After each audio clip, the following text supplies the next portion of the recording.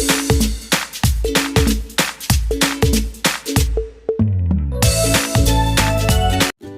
हामी चेन घटाउने र बढाउने सिक्ने। सुरुमा हामीले गाठो बनाउनु पर्छ। गाठो बनाइसकेपछि 13 वटा चेन बनाउने।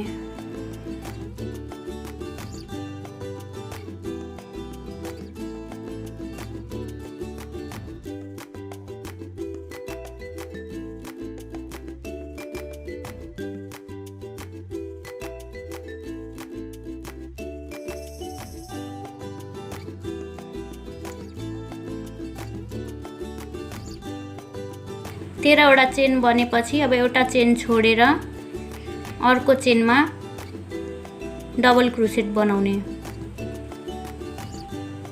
अब सबै चेनमा एउटा एउटा डबल क्रोसेट बनाउँदै जाने।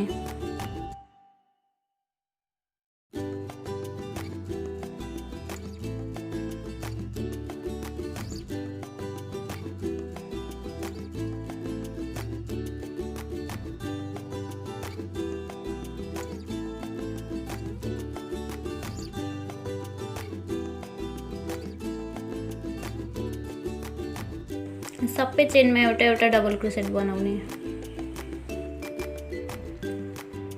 अब दुईटा चेन बनाउने अनि यसलाई घुमाउने।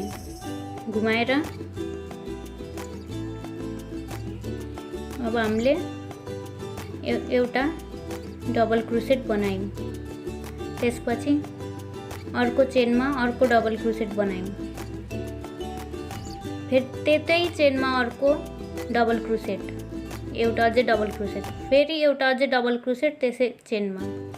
यसरी हामीहरू एउटै चेनमा 3टा डबल क्रोसेट बनाएर 3टा चेन बढ्यो हाम्रो। त्यसरी अर्को चोटि पनि अर्को चेनमा त्यसरी नै 3 चोटि डबल क्रोसेट बनाउने। त्यसरी 3टा चेन त्यसमा पनि बढिहाल्छ। त्यसरी एउटा चेनको 3टा चेन बढ्छ।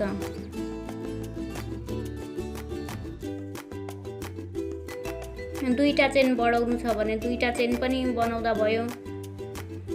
3टा चेन बढाउनु छ भने 3टा डबल क्रोसेट। यसरी नै लास्टसम्म हामीहरू चेन बढाउँदै जाने। अब हाम्रो लास्टमा पुग्यौं हामीहरू।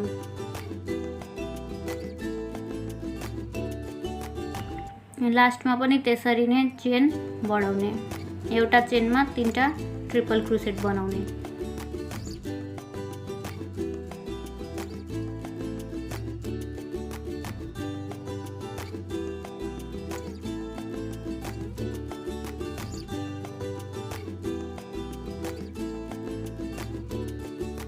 अब हाम्रो चेन बढ्यो। अब हामीहरू चेन घटाउने सिक्ने। त्यसको लागि दुईटा चेन बनायो। अब यो बढेको चेनलाई घटाउने।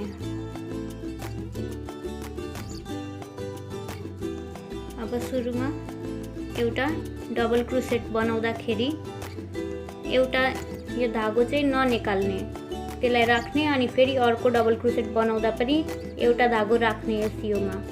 फेरि तेस्रोमा पनि, तेस्रो चेनमा पनि त्यसरी नै डबल क्रोसेट बनाउँदा लास्टको धागो राख्ने। अब यो 4टै धागोलाई एकैचोटि निकाल्दिने। त्यसरी हाम्रो चेन घटिहाल्छ। यसरी नै अर्को पनि यसरी नै बनाउने। सुरुमा एउटा धागो राख्यो अनि फेरि अर्को डबल क्रोसेट बनाउँदा पनि अर्को धागो राख्यो। तेस्रो डबल क्रोसेट अर्को चेनमा बनाउने अनि धागो चाहिँ राख्ने। अब यो 4टै धागोलाई एकैचोटिमा निकाल्दिने। यसरी हाम्रो चेन घट्छ।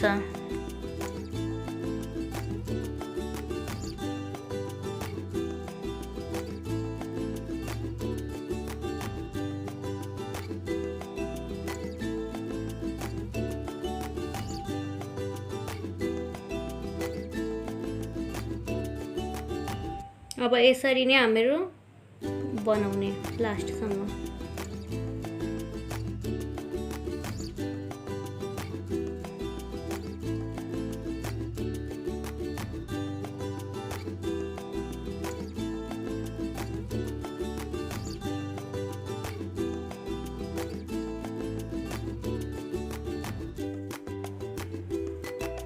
अब 4टा चेन भयो। अब यो 4टा चेनलाई निकालिदियो। अब एउटा चेन भयो।